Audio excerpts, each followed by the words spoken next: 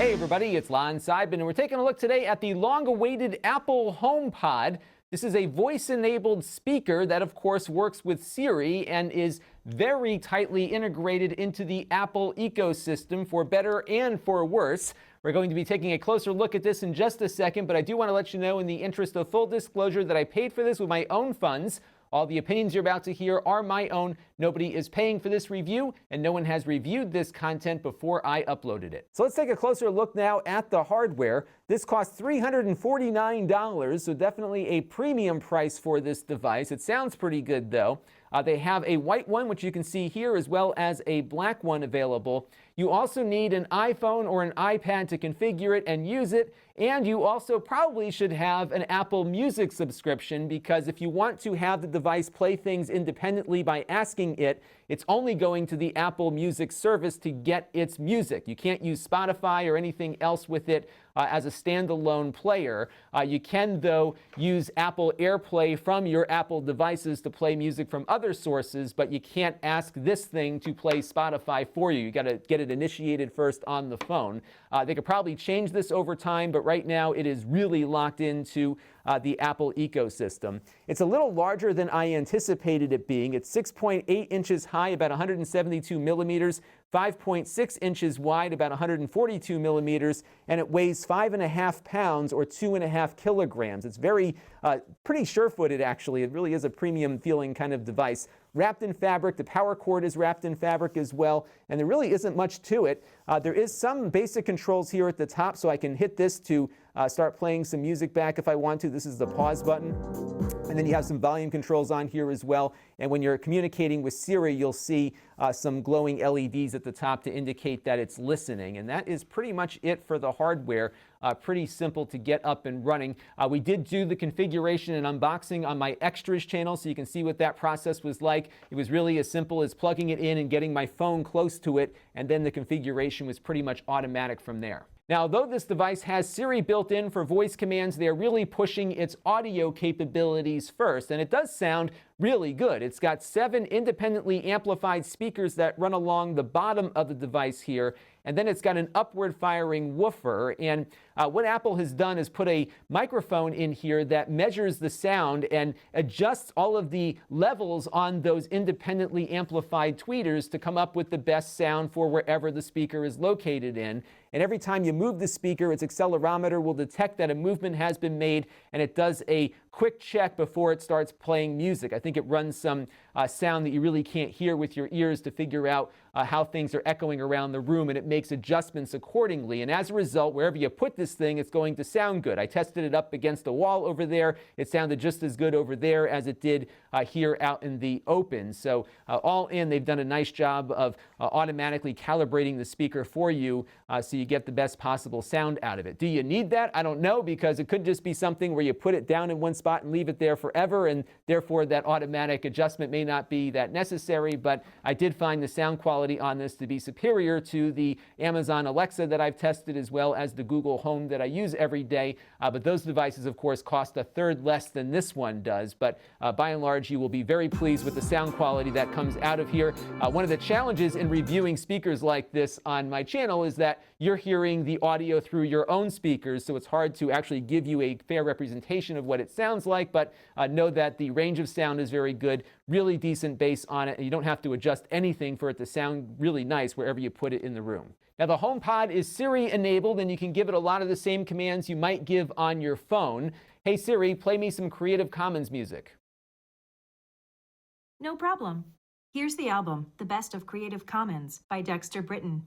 And here it's going out to Apple Music to play some music that it has in its library. But again, I'm an Apple Music subscriber, which is why I'm able to get at a lot of the music on here. If you're not, I'm sure you're going to be hitting some roadblocks along the way trying to get things to play on there. Now, you can, though, link up your phone with it. So what I've got on my phone right now is some media playing here on my YouTube channel. This is from the app here. Now, if I play back on my phone, obviously, it's not going to go to the speaker. But if I pull down the top here and just go over to the Airplay option and just select the speaker, what will happen now is the phone will AirPlay over to the speaker and I can play that back here. So you do have the ability to at least connect up your apps from your phone to the speaker, but you can't initiate anything but Apple Music with a direct command to it. Also, it doesn't support Bluetooth, so if you have another brand of phone, like an Android phone or something, at the moment, it's not going to work with this. It's Apple AirPlay or nothing else. So again, you're really locked down to the services and devices you can use with this. Now, the speaker does integrate quite nicely with Apple HomeKit for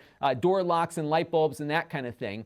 You can't unlock your door with a voice command to this, but you can turn on your lights. But what this does do is act as a HomeKit hub automatically when you plug it in. There's no way to turn that feature off. When you connect it up to your iCloud account, it will serve as an intermediary between all of your devices and your phone. So when you're not at home, for example, you can check on the status of your locks, turn on and off lights, and do all of the other HomeKit functions when you're not there. And that's something you could do already with an Apple TV or an iPad, but this is something else that can act as a hub throughout your house. One of the issues I've been discovering with HomeKit is that because most of my door locks are Bluetooth enabled, I have to have a device within range of it. And frequently, if my iPad isn't in the right room, I can't check on my front door. But if I were to leave this in the kitchen, for example, it should be able to hit my front door there without an issue. You can, of course, though, control light bulbs with your voice on this. So let's take a look at a light I have across the room. Hey Siri, turn the TV lamp on. Got it. And then it also remembers the context, so I can say, hey Siri, make it 50%. Got it. Hey Siri, turn it off. Okay.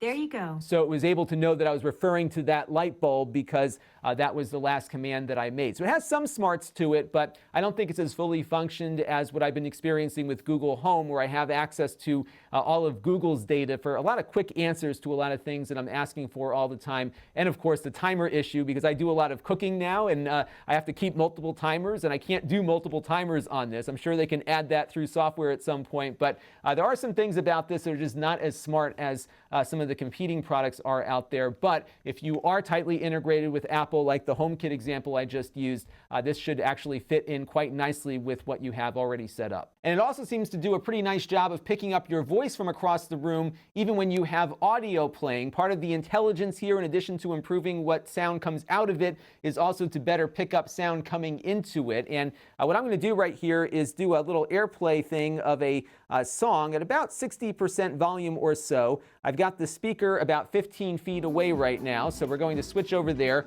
We've got the light on, and I'm going to just point myself at the speaker and say, hey Siri, turn off the TV lamp. All set.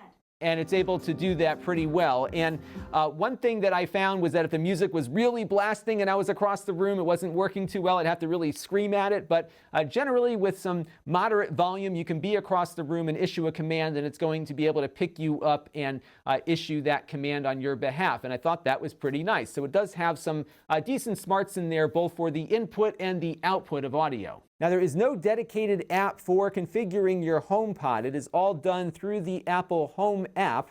And what you have to do is just tap and hold on the HomePod that will appear inside of the app, and then go over to details here, and that'll pull up all the configuration options for the device. And there really aren't many to configure on here. So pretty much you have some accessibility options, a lot of the things you might see on your phone, for example, and this is pretty much it for the most part. Now, there's one decision you have to make when you first install the device that you really got to give some thought to, which is whether or not to give it access to personal requests. And that means your text messages, your notes, and your to-dos. Now, it does require the phone to be on the same Wi-Fi network for those commands to be issued to the HomePod. But if you are in a college environment, for example, or some other place where your phone is on, but you may not be near the device, anybody can issue a voice command and send messages on your behalf, or worse, listen to your messages. And there is a way to get that configured on here. So what you do is go over to this little arrow icon on the Home app here. You click on your profile, and then you just turn off this option here for personal requests, and that will prevent anybody, including you, from sending a text message through the HomePod. So that's the one thing to think about. It will give you the option as to whether or not to enable that feature when you first install it, but if you're looking to get back in and change your mind, it is hidden in that spot there there with that little arrow. And it also seems to play very nicely with other Siri-enabled devices in the house. So if I say, "Hey Siri, what time is it?" The time is 4:51 p.m. So you can see my phone briefly kicked on because it had heard the trigger word, but then quickly shut off when it realized the HomePod got it. Generally, I'm not getting double commands issued, but occasionally if the HomePod is far enough away, sometimes the phone and the HomePod will both run the command at the same time, but that has been few and far between. If you do have loud music going on the HomePod and your phone is near you, the phone might pick up the command instead, but generally they aren't overlapping each other, which has been good. So I guess if you've been waiting for an Apple-enabled speaker for your home, you've got one now. It's just rather expensive. It would have been nice to have seen a lower-end option available, especially if you wanted to do some multi-room stuff and don't need the best quality sound in every room. That said, the audio is spectacular out of this, but it is a mono speaker. They're adding stereo soon, but you have to buy another one of these $350 speakers to get the stereo effect. So this is going to be a very pricey proposition here, on top of having to have the Apple Music subscription. One alternative, though, if you are reluctant to have that monthly commitment, is that I am subscribed to the iTunes Match service. This is $25 a year. It came out a long time ago. It's kind of like an amnesty program where you could take all of your music that you have on your hard drive, upload it to Apple. They would match up those MP3 files with a slightly higher quality Apple version, and then they would store what Apple didn't have in the cloud for you. This will access that music, at least it did for me. So I was able to play some songs that were not in Apple Music, but were in my iTunes Match library. So if you want to pay $25 a year versus $10 a month or whatever the subscription fee is, that's one workaround. You can play stuff from your iTunes Match library through this. But again, you cannot have this device at the moment work with competing services with your voice. So locked in with that Apple ecosystem, but if you are already locked in, then I think you'll like this. But otherwise, I think there are better options out there, especially when you look at the Google Home or the Alexa stuff. So that'll do it for the Apple HomePod. Let me know what you think down below in the comments section. And this is Lon.TV. Thanks for watching. This channel is brought to you by the Lon.TV supporters, including gold-level supporters of the Black Eyed and Blues Music Hour podcast: Chris Allegretta, Gerard Newberg, and Kalyan Kumar. If you want to help the channel, you can by contributing as little as $1 a month.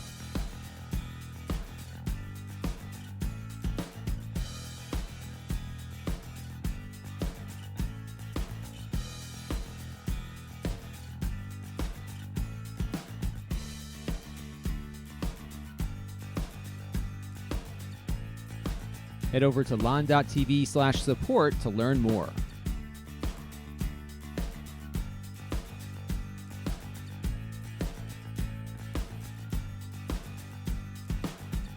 And don't forget to subscribe. Visit lon.tv/s.